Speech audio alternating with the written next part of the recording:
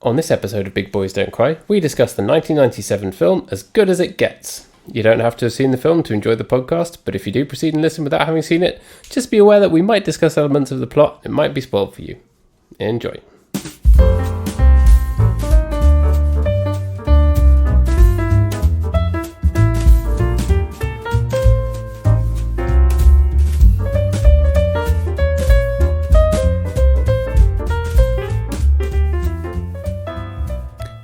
Hello.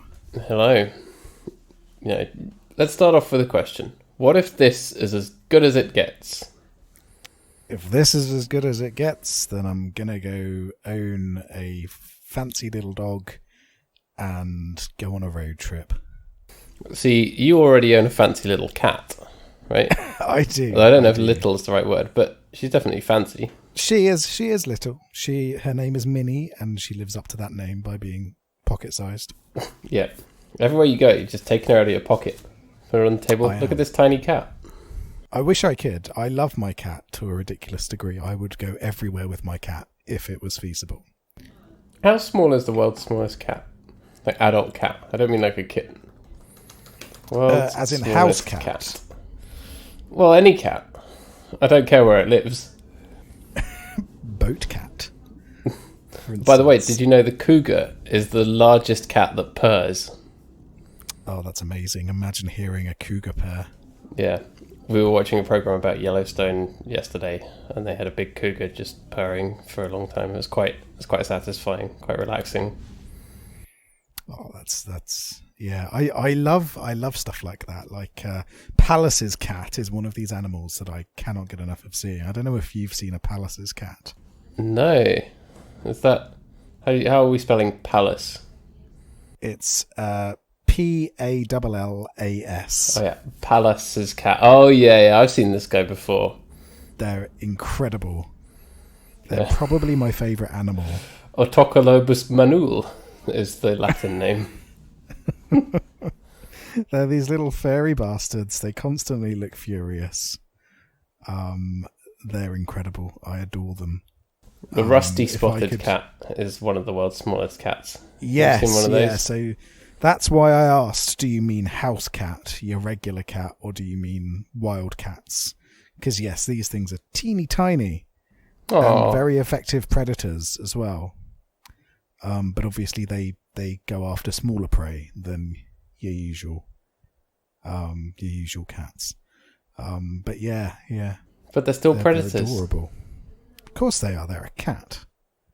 The animal kingdom is amazing, isn't it? It is. I do love animals. I always end up watching the new David Attenborough whenever it's out. Yeah. It's always about once a year. He emerges from his house and goes somewhere big and impressive and tells us all that we're ruining everything and killing the planet. But he does it in such a nice way. Look at these cute little animals. Aren't they cute? Now they're being eaten by bigger animals.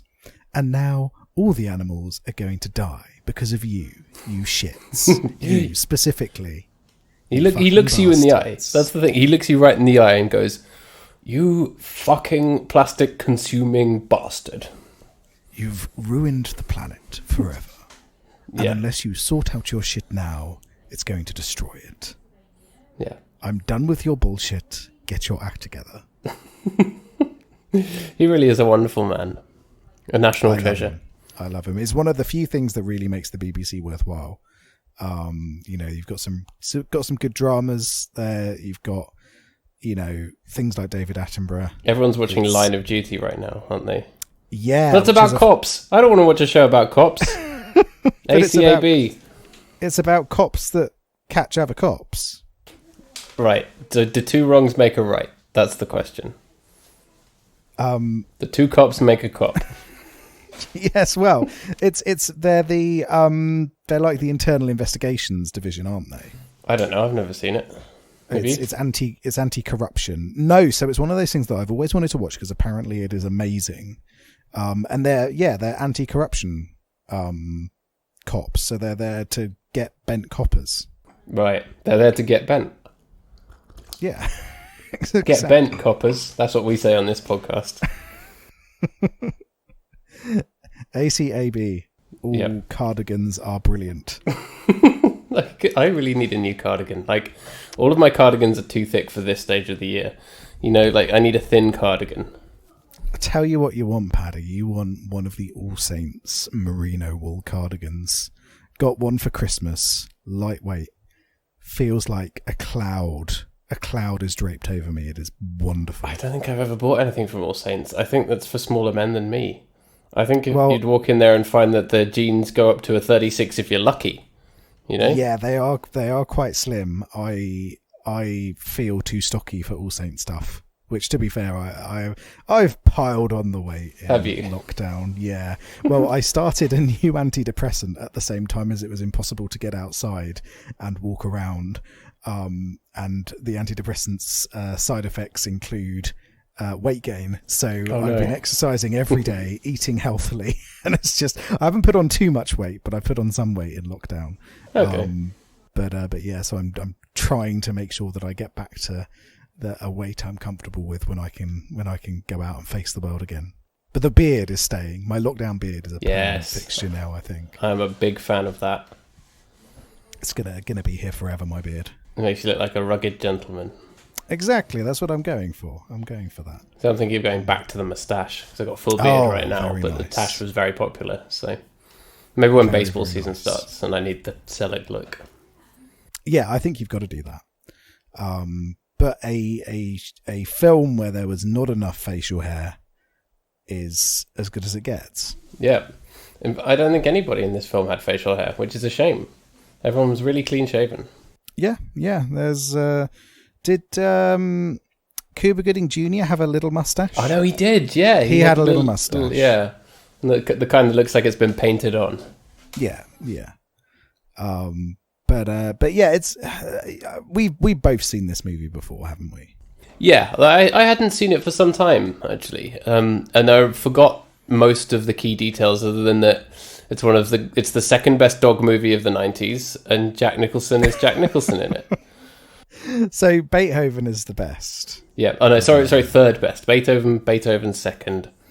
What about Air Bud? Yeah, I think this is better than Air Bud. Only because it's serious, you know. Air Bud's kind of a shit piece. I'm not gonna lie. You should watch it. We could watch it for them. Yeah. Well, we've got our big episode coming up in 2 episodes' time, haven't we? Yeah. Oh, do you think I'm gonna drop like an Air Bud trilogy on you? Is it gonna be Air Bud? Is it gonna be Beethoven? Is it gonna be? Well, I assume it's gonna be Prince related. To be honest. Yeah. But, just let me quickly Google whether Prince had any involvement with Beethoven, whether you can hear a Prince song in the background of one of the scenes in Beethoven. So I'm now looking up dog movies. What would you say is the best dog movie of all time? Beethoven, no contest. So Beethoven is the best dog movie. I think I'd agree with you on that. Air Bud's Seventh Inning Fetch is a close second, obviously. Was there one where he plays hockey? I don't know if there is actually. Air Bud's Big Puck. I don't know, because air hockey is a sport. Air hockey is a sport. Air Bud. Oh yeah, here we go. Air Bud. Oh no, it's a monkey. It's part of the Air Bud franchise, but it's MVP Most Valuable Primate. Oh, I'm not down with that. Most Valuable Primate. Yeah, that's very bad. I'm just looking at the poster now. Awful. Does that? Yeah, it's got a little Air Bud logo at the top. Yeah, Air Bud Entertainment presents, and this is the reason. This film is probably the reason why. Other than that, there aren't any other Air Bud Entertainment presents films, apart from the Air Buddies spin-off films in which the puppies talk. Apparently, there's the MVP trilogy. Oh no! That's cursed knowledge. So, the movie generated 1 theatre release sequel and 1 direct-to-video sequel. In each film, Jack learns to play a different sport. So you had MVP 2, Most Vertical Primate. Oh my god. Where I'm looking at the picture, he's got a skateboard. And then MXP, Most Extreme Primate. Oh no, is he a radical dude? It's the most radical dude. It looks like he's snowboarding. Oh no, I don't like this. Jack's back, and this time he is shredding up the slopes in his most extreme adventure yet. Jack meets up with Pete, a snowboarder, and his rocker brother Jay, where they must outwit two crooks and win the Border Cross Championships. There's always some crooks to outwit. That's the thing about Air Bud. You know what you're going to get. Yeah, and also, what I love about MXP Most Extreme Primate, which might be my next pick for movie, I'm not going to lie. We'll ignore the first two and go straight to the third one. Direct to video, direct to podcast. The direct podcast movie, because I love those kind of terrible trope laden 80s sports movies where generally they're skiing or snowboarding, and this just seems like one of them. Apart from the lead character is a chimp. What more could you want from a movie? Most Extreme Primate, and it's got from the creators of Air Bud on it. But this time it's on the bottom. And it's in like a really bad font. Yeah. It's Comic Sans. It's good. That's Comic Sans. Not even in Comic Sans. So apart from Beethoven, Air Bud, as good as it gets, what other dog movies do you think stand above the pack? There's Homeward Bound, The Incredible Journey. Mm-hmm. Old Yeller, obviously. That's an oldie but a goodie. You got Best in Show. You a fan of Best in Show? Yes. Although I suppose, does that really count as a dog movie if the dog doesn't have some kind of supernatural ability to be a dog? If the dog isn't the one who's catching the crooks, then we might have to put that in a separate category. Yeah. You've got the Scooby-Doo movies, of course. Horror? Cujo. The ultimate feel-good dog movie. Funnily enough, I was rereading Stephen King's On Writing, and Cujo was the last book he wrote before he got sober. And in this book, he talks about that he basically has no memory of writing that book because he was so wasted. Well, I think it kind of shows. I think it shows, yeah, but I'm glad it exists. I'm glad it exists. You've got the Shaggy Dog. That's the one where Tim Allen turns into a sheepdog. Yeah, honestly, you could sit here and list dog movies all day. I'm currently looking through a list of the 100 best dog movies.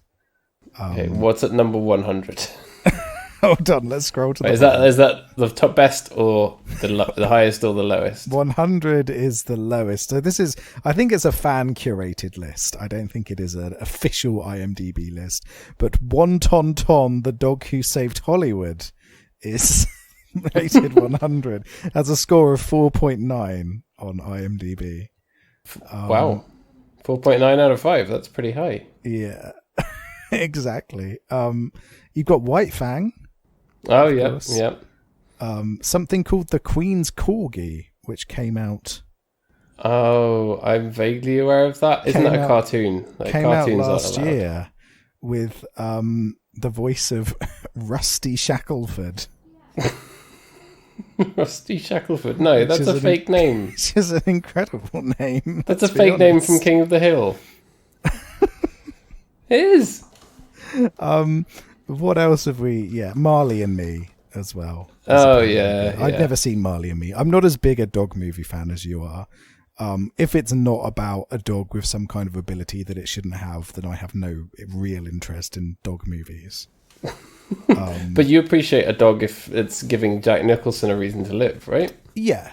I would have preferred if it also had some kind of supernatural ability. Like, if it was a perfectly normal movie, but then when the dog was dropped off at Jack Nicholson's apartment, the dog started talking to him, that would have made As Good As It Gets a better movie. I'm just putting it out there. Yeah. And the dog, won't take any of his shit. Yes, yeah, exactly. So, I have something controversial to say about this movie. I really like As Good As It Gets, right? Don't get me wrong. I'm a big fan of it, as I believe you are as well. Mm-hmm.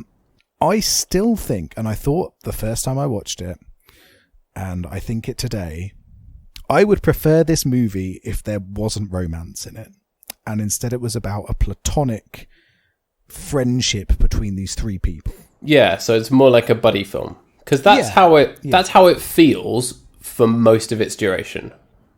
Yeah, and then for me at least, the romantic aspect of it feels almost tacked on, whereas I think this movie would really have been more powerful for me if it was about this platonic relationship between these people and how Jack Nicholson opens up his life to these other people and becomes a better person through it. And I think that would have been a lot better. But what do you think of that? I think I agree with that. Yeah, there was something about it on this rewatch that I couldn't put my finger on, that just felt just a tiny bit flat. I mean, I do still think it's a great film and that it's deserving of the Oscars that it won, and it holds up surprisingly well, despite some elements of it that are potentially a little bit dated. And I think if you were making it these days, you may struggle to get it off the ground with the amount of racial slurs and other language that he uses. But I really enjoyed it. But I think I completely agree with you, actually. And I think the reason for that is that it's a character-driven piece rather than a plot-driven piece.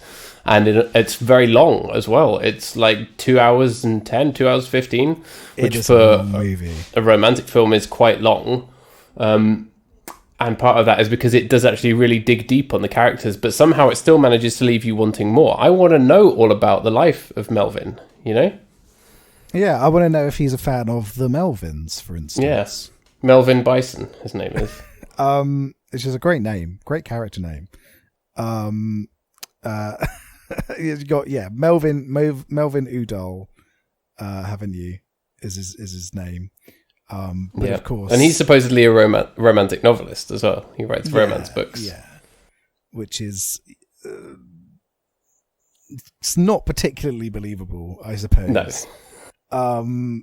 And did you think the fact that Jack Nicholson looks like an old man in this movie was distracting this time that you watched a little bit? You mean the fact that he looked like his online avatar Drill? Yes, exactly. Genuinely, it's since Drill, and if you don't know who Drill is, just type in DRIL into the internet. You'll work it out. Or Wint was a character on Weird Twitter who uses a picture of, like, a sort of really low res picture of Jack Nicholson with sunglasses on, smoking a cigarette as his avatar. And it's been so long since I've seen a film with Jack Nicholson in that, like, now that Drill is firmly embedded into my brain as a thing, every time I see him on screen, I'm like, oh, it's Drill. There he is. He's about to walk into a room and say, piss is the main threat, or something like that, you know? Yeah. You just think that that's going to happen, don't you? It's just like, this film is the adventures of Drill. But yes, he's a bit old and a bit creepy. He is. I mean, if you got Jack Nicholson from, there is a nearly 30-year age gap between Helen Hunt and Jack Nicholson. I think it's 25, 24 years. And it shows in this film, because Jack Nicholson, if you had Jack Nicholson from, 1970s peaks, so Chinatown, One Flew Over the Cuckoo's Nest, something like that. If you had him from that era and put him into this movie, you'd think, oh yeah, this roguish, gruff, romantic lead, that works really well. But he's a doddery old man in this movie. There's no getting around it. And it is distracting. I did find it distracting, and I know that that's supposed to be part of the strangeness of their relationship, that he is that much older and this aloof, nasty human being who over the course of a few days comes to be a better human being. But I still felt there's this separation that I can never quite get over. Yeah, definitely. And the whole time you're thinking, is it going to happen? Is it really actually about these two people? And not that an age gap is necessarily a problem, and there are other films that explore that well, but yeah, you're just thinking, he's an old man. Yeah, and I don't think that it really addresses the age gap. And if you look at Hollywood's history with age gaps through to the modern day, you regularly see 20-year age gaps between male leads and female leads. And it just feels a bit, I don't know. But that's usually like 40-year-olds playing high schoolers instead of playing themselves. Or Tom Cruise refusing to be with a woman his own age in a movie. That kind of thing. Or again, it goes as far back as Angela Lansbury playing Elvis's mum when she's like 3 years older than him. Yeah. It's which happened in multiple films, I think. Yeah, there's all these cases of people who are playing the mothers of other characters who are not that much different from the male leads of the film.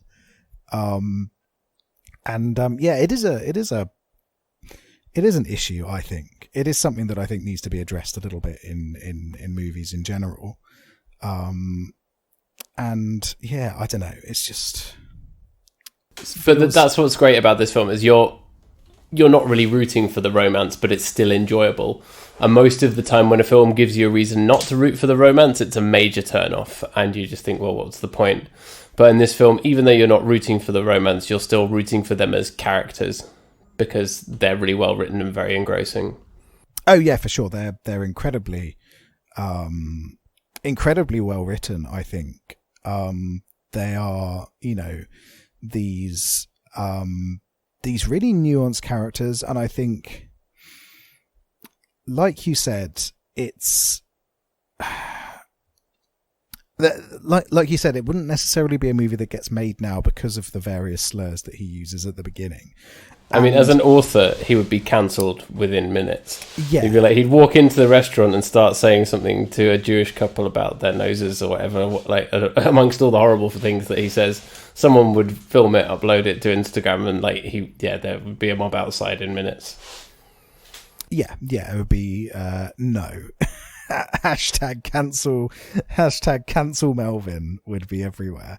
But he'd be the J.K. Rowling of his of the film. Exactly. But I do feel as though it is a little bit unnecessary. And I think it does speak of the movie of its time. So this was 1997.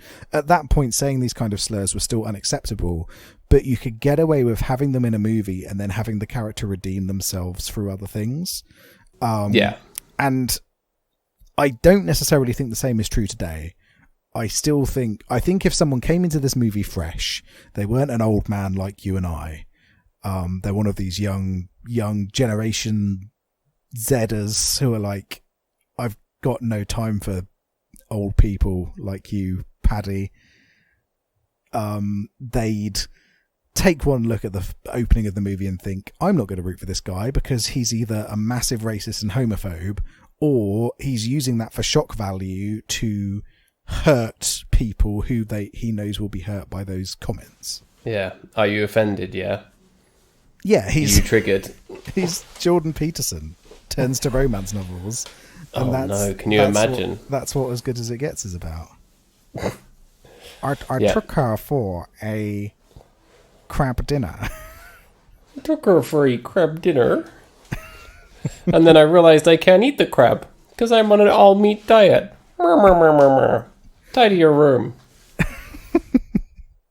So I don't know. I found that I found it a little bit unnecessary when I first watched the movie. On another watch again, I felt it was unnecessary again. I understand what they're doing, where they're making him this dislikable person who's deliberately pushing other people away, but at the same time does a few good deeds without necessarily seeing that he's become a truly better person, fully redeem him. Not necessarily, no, but I don't think the film necessarily wants you to think in absolute terms. It just wants you to realise that, much like the crab, to many people there is a soft interior behind the hard shell, and that people are complex. Yeah, and for me at least, I think all of that would work incredibly well if there wasn't this finite romantic ending, where if you had this platonic element to it, where the end result was he's this kind of this benefactor, this never had uncle figure to the family who supports this young artist, and together they have this very unlikely friendship between these three people who have felt ostracized from society for various ways, whether it's because of their OCD, whether it's because of their place as a gay man, or whether because they're a single mother looking after a sick child. They found each other in this city that often doesn't give a damn about them. And I think that would have been a really powerful message to have. And for me, at least, the fact that they have this kind of finite, I'm now in love with you and we're going to be happy together forever, just you and me, kind of undermines what I really love about this film, which is those elements of these outcasts coming together. It's the Breakfast Club for old people, really, isn't it? It's as good as it gets. I love the bit at the end when Jack Nicholson walks across the football field and punches his hand in the air. Yeah, exactly. But you know what I mean? It's about the camaraderie between a wider cast. And for me, then bringing that into the binary, and I understand why they did it, because rom-coms sell. Platonic friendship between three people doesn't sell movies. And this is a film that's sold. And it did. This is a hugely successful movie, not just critically, but commercially as well. And I don't want to say that this is not a good movie, because I do really like this film a lot, even in its state, even though I'm nitpicking. I just wish that the core message wasn't diluted by other elements. I believe it is still the most recent film to win both of the lead acting awards. So he won the award for Best Actor, she won Best Actress. Yes, and it also won Best Dog Award as well at the Oscars. Yeah, obviously. Yeah. Jill the dog won Best Dog. Jill. Is that the dog's name? That Jill. Is the dog's name. Yes, Jill. Well only done, Jill. Appeared in 2 films, As Good as It Gets, and a film called Carolina. Never heard of that. Which has Julia Stiles in. I've never heard of it either, but apparently it had the same dog. Julia Stiles. We stand. We do stand. Big fan of hers. Friend of the podcast. Friend of the podcast. Never misses an episode. Was it our first ever episode? It was. We did. 10 Things I Hate About You. Yeah. So we're fans here. But but I don't want to say that this isn't a great movie, because it is. And their performances are fantastic. Jack Nicholson is peak Jack Nicholson, bringing all of his Jack Nicholson-liness to the role. And Helen Hunt is fantastic as well. Absolutely brilliant in this. I think my favourite part of this movie is her. And I think my favourite scenes aren't necessarily the ones where it's her and Jack Nicholson, but instead where it's her and her mum. I think are really great. Or the scenes where it's her and Greg Kinnear as well are wonderful. Greg Kinnear is one of those guys, the name comes up and I'm like, I know he's from the 90s, but I can't place his face. And then I'm like, Dad in Little Miss Sunshine. There you go. Yeah. He's one of those people that's just a great actor, but who maybe never had as much recognition as he fully deserves. Yeah, definitely. So Little Miss Sunshine is a wonderful movie, but he's done an awful lot of great stuff over the years. He's also in Anchorman 2, The Legend Continues, as Gary Bragger. Of course, his most famous role. Have you ever seen Anchorman 2?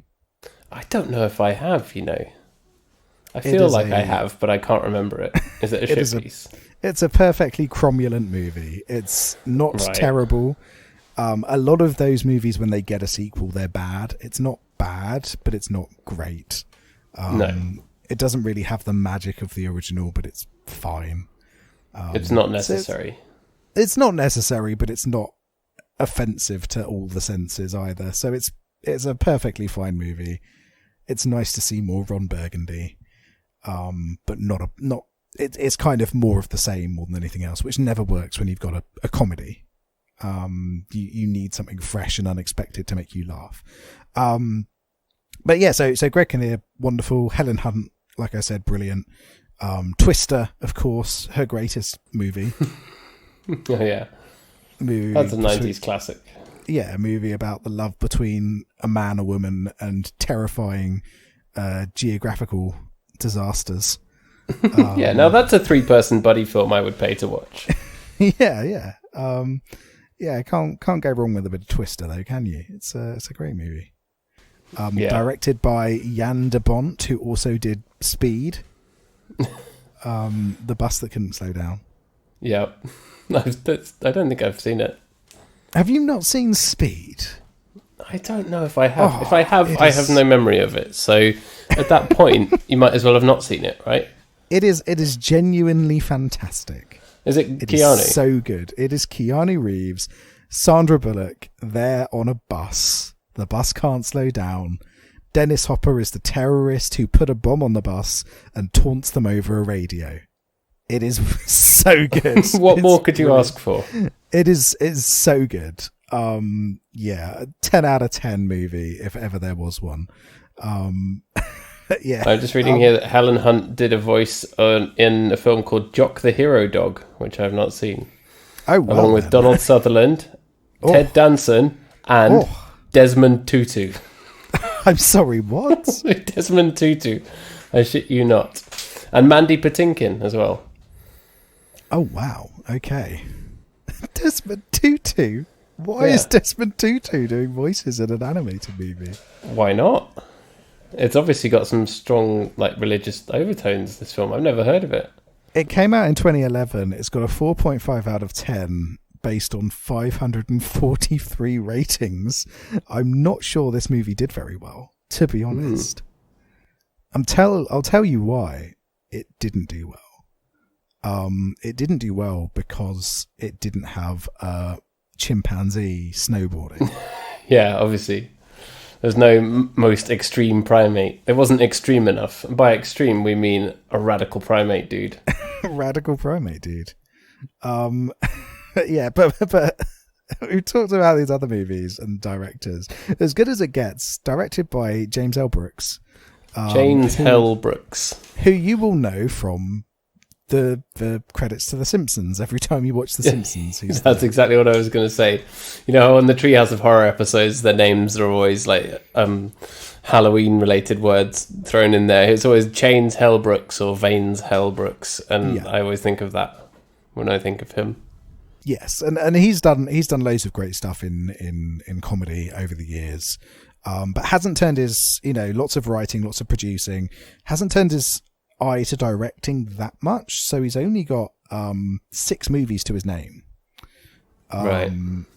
But they're pretty. He's had a pretty good hit record with those films. So As Good as It Gets, clearly the best of the lot. But he also did Broadcast News, which is not a movie I've seen, but I've heard is very good. I've not seen that. About TV reporters, starring William Hurt. Apparently he did a lot of mentoring. So with Say Anything, he mentored Cameron Crowe, and then with Bottle Rocket, he mentored Owen Wilson, as producers. Oh, okay, that's brilliant. But yeah, so it's interesting to see him, behind the camera rather than in that production role, in that writing role. And it, it's clearly a movie of someone who is incredibly skilled and understands film craft, isn't it? This is a movie with a sharp script with clever pacing. It's a romantic drama comedy that is over 2 hours long and doesn't feel over 2 hours long, which is some kind of magic. And it never drags. And for a film that long to not drag really is an amazing achievement in any genre. Yeah, particularly in a movie where so little really happens as well. It's not a film that's big on. It's like major... Seinfeld. It's like set Seinfeld. in New York, not very much happens. Set in New York, someone says racial slurs. Yes, it's just like Seinfeld. But yeah, it's not a lot happens. You've got shuffling around apartments. You've got a little bit of violence, a tiny bit, just like Seinfeld. He puts the dog in the bin. And obviously the scene with Skeet Ulrich and his friends, who include Metallica drummer Skeet Ulrich. because it's Skeet Ulrich, genuinely the name of an actor. Who, you know, he's in Scream, and then one of his buddies from Scream is one of the other guys who breaks in. What's amazing about that scene is that Simon Greg Kinnear, he sort of, before they beat him up, he sort of looks at them with this fear in his eyes, and he just, or the guy who's kind of been posing as his model to get them in, he looks at him right in the eye and he says, "Why are you doing this?" And there's no response, and that is such a powerful moment in the film. And a really, really brilliant dramatic moment in amongst a lot of quite funny and light-hearted stuff. There is this really, really serious core to it. Yeah, and it's very shocking as well that you've got this movie that's quite meandering, quite slow-paced, and is generally pretty, you know, low energy, I guess, is the best way to describe it. It's not boring, but it goes at its own pace, and it's more about the characters. But then there's this really shocking scene of violence, and it's not gratuitous. It just kind of happens, and it really is quite shocking when it does. Yeah, really, really shocking, and it's a turning point in the film as well, when it sort of goes from, oh yeah, Jack Nicholson's like an old guy, and he's saying his bad things, and he's being a dick, and you know that he's a dick, but it's like, actually now at this point he might need to step up, or he might need to do something different, and then that's how he ends up having the dog, and that's the turning point, isn't it, when things start to change for him? Yeah, he's got to look outside of his own world, and have this responsibility for other people and things that other people care about. And he sort of, you know, he steps up to the plate in that way. And it's interesting the way that it does it. And it does make you kind of root for him.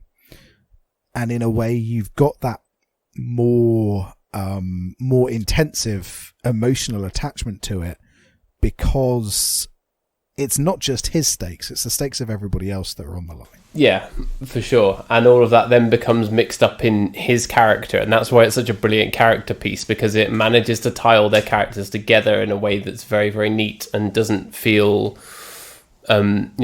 forced, which I think is often what happens when a film like this is more plot driven.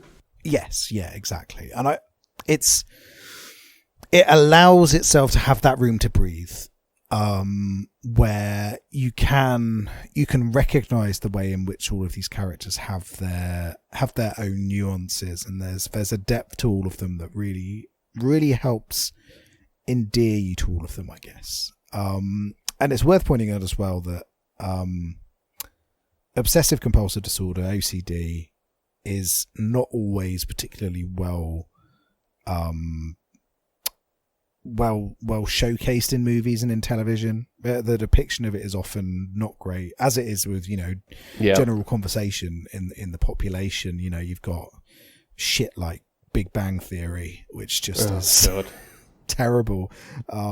You've got The Simpsons, to bring up another James Albert project, where occasionally they make jokes about OCD, for instance, which has always felt in bad taste. Yeah.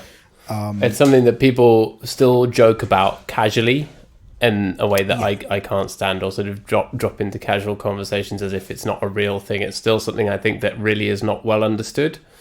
Speaking as having family members who dealt with it, it's really, really tough, and a thing that affects, and it's very, very individualized to the person who suffers with it, and affects people in a myriad of different ways. So depictions of it are always going to be tricky, but I am actually satisfied with the depiction of it in this film, because it's not being used as a foil for anything, is it? Yeah, and I was going to say that, as I understand it, people with OCD are generally pretty happy with the way that it's portrayed in As Good As It Gets. It's not a disorder that's often correctly depicted, but people seem to feel that it accurately represents it. And I've got my own issues with the way that it's used sometimes. So, you know, when Jack Nicholson says, you know, I'm starting to take my medication again because of you, it's like, that's not necessarily a good message to put out, because people's, you know, use of medication and things like that should be based around their own desires, not and about that's how tacked on romance, isn't it? That's symptomatic of that. Yeah, again, it's the need to tack on the romance to this movie which kind of undermines it a little bit there. But in general, I do think that it's a strong depiction of how mental ill health can impact on somebody in a way that is refreshing, particularly for a movie from 1997. You know, this is a pretty old movie, and this has better representation than a lot of modern films. Yeah, 100%. Yeah, this is 24 years ago almost, which is kind of hard to believe, but it's pretty on the money from that point of view, despite all the slurs and stuff. You know, it's relatively woke. Yeah, 24 years. I think Helen Hunt now is about the age that Jack Nicholson was in the movie. Yeah. So you could remake it, like gender swap it with who would play Melvin? Oh, some young boy, someone like Tom Holland. Tom Holland. There we go. He's a waiter. The youngest. And Helen Hunt's going in the restaurant and bothering him every day. Yeah. Taking in her plastic cutlery. But yeah,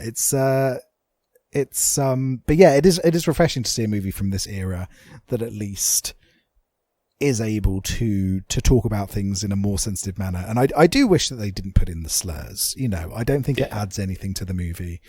And it has aged it.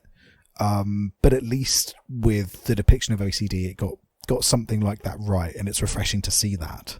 Yeah, like you got him dancing along the pavement because he doesn't want to step on the cracks and stuff, which is actually sort of a quite well-known and easily can be very, very cliched depiction of OCD, but it comes across as light-hearted, but not like you're laughing at it for the sake of it, because it's wrapped up in a quite complex character. It's just one part of him. It doesn't define him. Yeah, exactly. It showcases the various ways in which it impacts in his life. And I think that's really important, is it doesn't just say the surface level stuff, doesn't just play it for jokes once and then forget about it. It's an embedded part of how he interacts with the world around him. And I think, you know, that's what we need to do. We need to have that context, have that understanding, and as good as it gets, just gets that well. Yeah, for sure. And a lesser, more shit PC film would be like, hey, I used to have OCD, but now I met you, a young woman, and now I'm cured. So it doesn't go as far as doing that. Even though there's tacked on romance, you feel like it could have been a very different film if they really wanted to go for it. Yeah, Adam Sandler's as good as it gets. I would watch that. Rob Schneider playing a gay artist. Oh my God.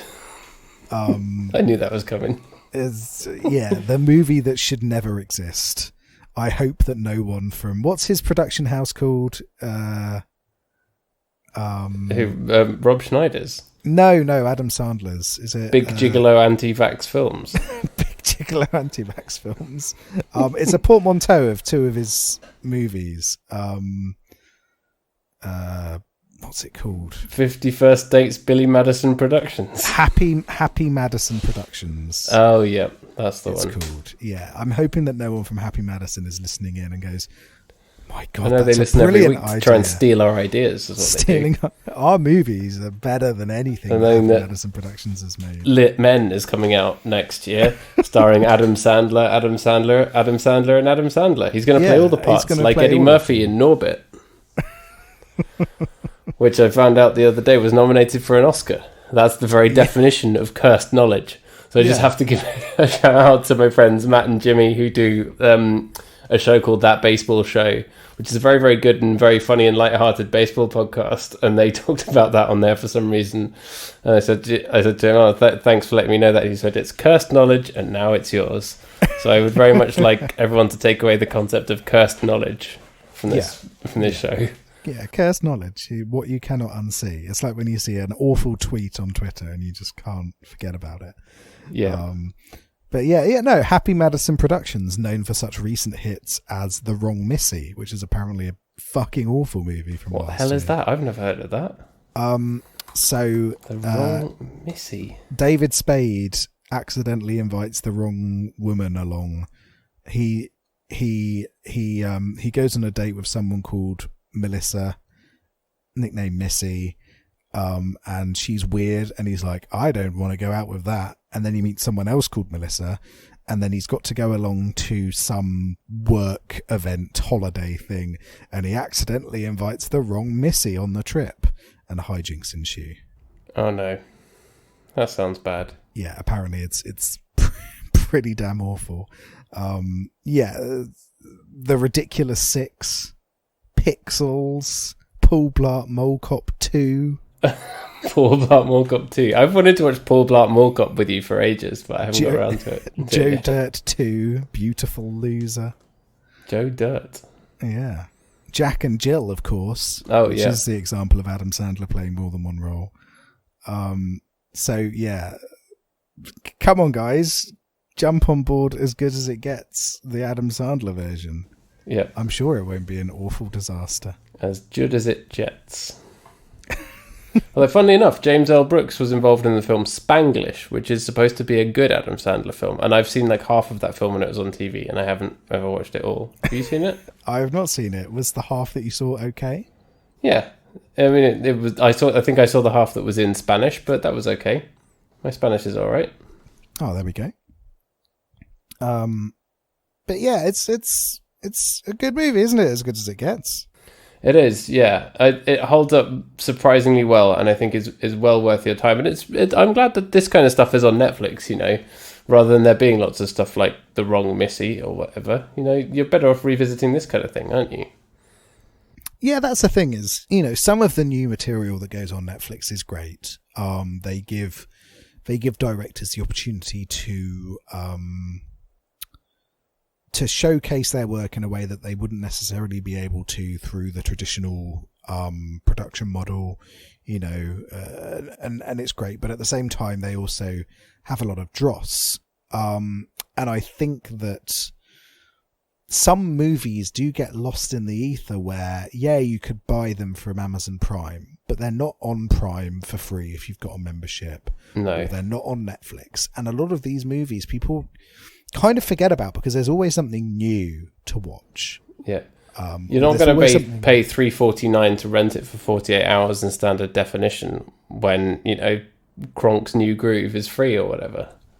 Yeah, exactly. If you've got your Disney Plus subscription now, you can get all of the Stars stuff, so you can watch all of that instead. There's a lot of shows about cops on that, aren't there? There's also The Strain, which is a wonderful show. Do you know The Strain? So No. The Strain is a zombie vampire story from Guillermo del Toro. So he wrote these books with another writer who I can't remember the name of, and it got turned into this marvelously trashy horror TV series. It's absolutely wonderful. The first series is really good fun, and then it gets progressively stupider as it goes on. It's great. So go on Stars on Disney Plus and watch The Strain. Not enough people watched it when it came out. It's great. That sounds really good. The vampires infected via little worms, and then they get big worm tongues, and that's how they suck your blood. It's cool. It's silly as anything. It's so good. But yeah, and that's what was missing from As Good As It Gets is vampires. Vampires, well. yeah. Could have done I always thought Jack vampires. Nicholson was a bit of a vampire. Or he did play a wolfman, didn't he? That's true. In what's the film? Is it just called Wolf? That film. It's called Wolf or Wolfen or something, isn't No, it? it's just called Wolf. Yeah, he's a wolf boy. Yeah, which means he's good. He's on our side. The original wolf boy. He's not going to be happy that Sandler Pie Productions or whatever they're called are stealing our ideas. He's going to go and tell them off for us, I reckon. He will. He'll give him a little gruff. Get away from those ideas. Yeah. He's going to bite Adam Sandler on our behalf. Yes. I'd watch that. Yeah. That's a film. That's a film. They were in a movie, weren't they? Were they? Yeah. Weren't they the two main characters in Anger Management. Jack Nicholson, Adam Sandler. Anger Management. You're right. I've not seen that. I remember that being quite enjoyable. For some reason in my head that was John C. Reilly, but I think I'm thinking of a different film. When I was a stupid teenager, I seem to remember enjoying Anger Management. I think it all ends at some kind of sport game. I'm not sure. Of course it does. But some kind of sport game. Is Rob Schneider in it? I don't know. That will be the test if it's good or if it's not good. If Rob Schneider turns up. I don't see Rob Schneider's name, but I do see Rudy Giuliani on the list of people. That's incredible. So yeah, I think that's one that we need to watch. If there's one thing that couldn't have made the Trump legal action any better, if Rudy Giuliani was replaced by Rob Schneider. You know that Rob Schneider would have done it as well. Of course he would have done. He'd have loved it. He'd have loved every second of it. He'd have been like, I'm going to stand up here and you're going to watch my head sweat. Anyway, right. Have you got anything else you'd like to say about As Good As It Gets? Just that the performances are all extremely good. It's really, really well put together on every level. And it's very, very nice to look at. And it does a nice job of being set in New York without ever labouring that point, which a lot of these kind of films do. It's just kind of happening in New York. And it feels very real, doesn't it? It's actually, even though the way he acts is quite extra, as the kids say, I think this is actually a film that feels extremely real and is very, very emotionally deep. Yeah, I'd agree with you on that. I think it's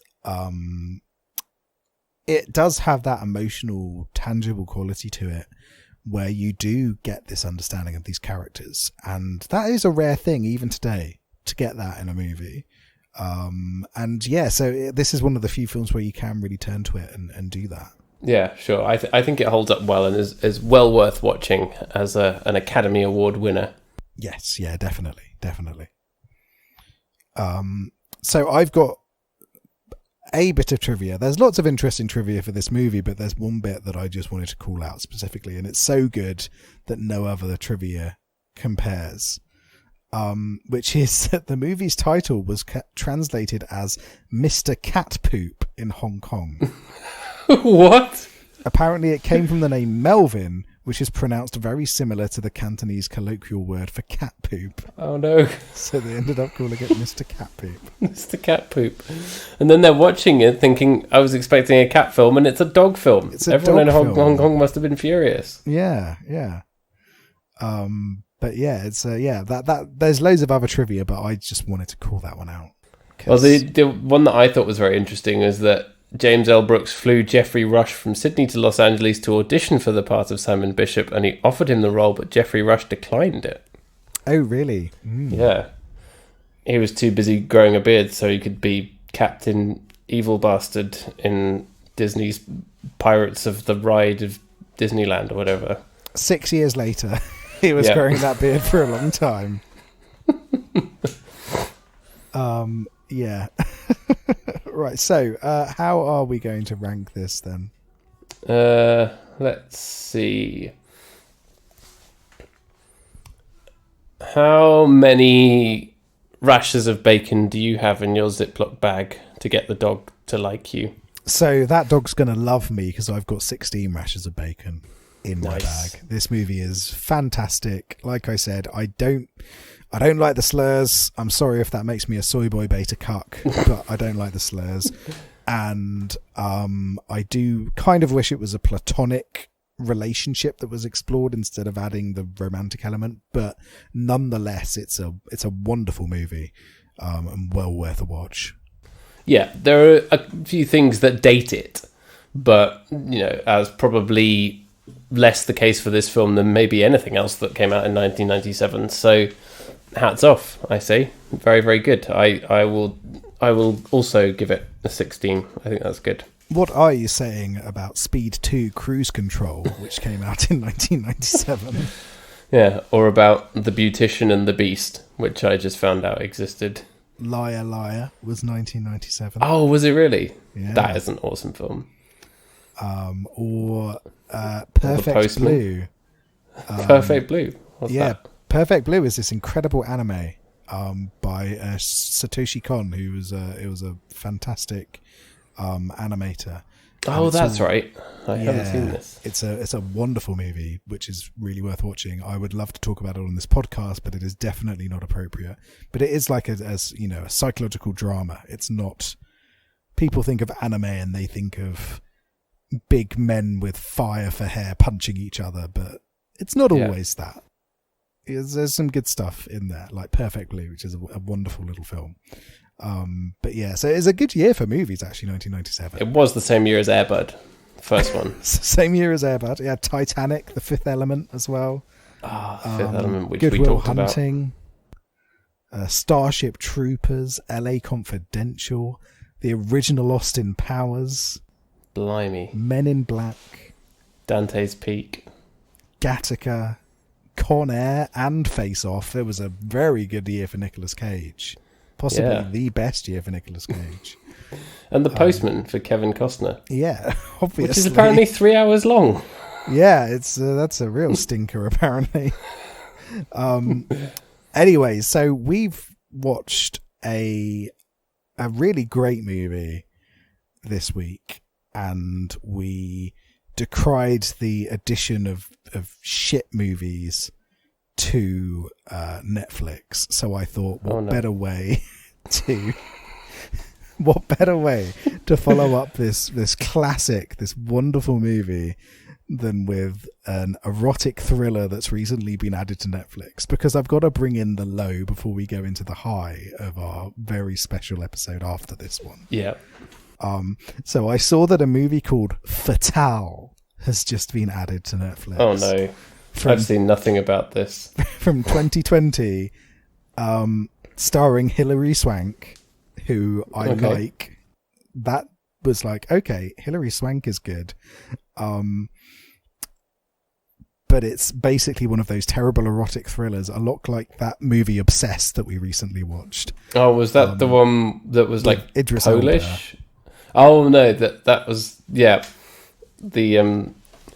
the shit piece where it was a woman in his office who was a temp. Yeah, so this time, right. After a one-night stand, a successful married man finds himself entangled in a cunning police detective's latest investigation. And there's cops as well. There's cops in there. There's affairs. It's called Fatale. I think it's going to be a great movie. I'm putting it out there. This is going to be the best movie we watch all year. There's a poster with lots of purple on it. Yeah. And a fancy font. Can't go wrong. It was meant to come out in theatres in December. I don't know if that actually happened, or if it just went straight to streaming services. But let's do this. All right. I'm well up for it. Excellent stuff. All right. Well, thanks a lot for listening in. We really, really appreciate it. And we hope you enjoyed As Good As It Gets. Or if you haven't watched it again, go and rewatch it.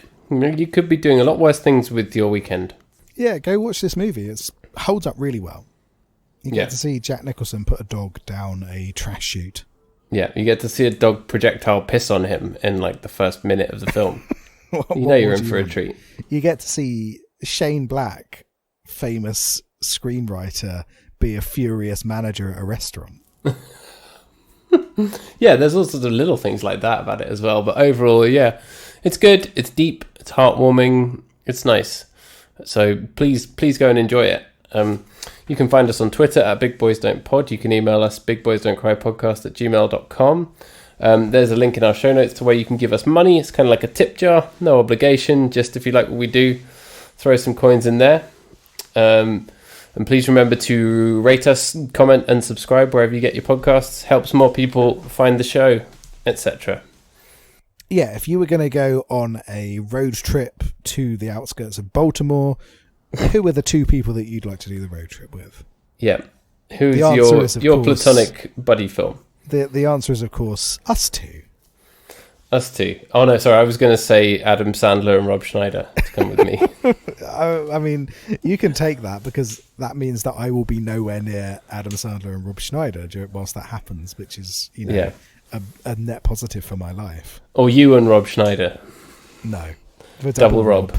Double Rob never works. It's like magnets. Yeah.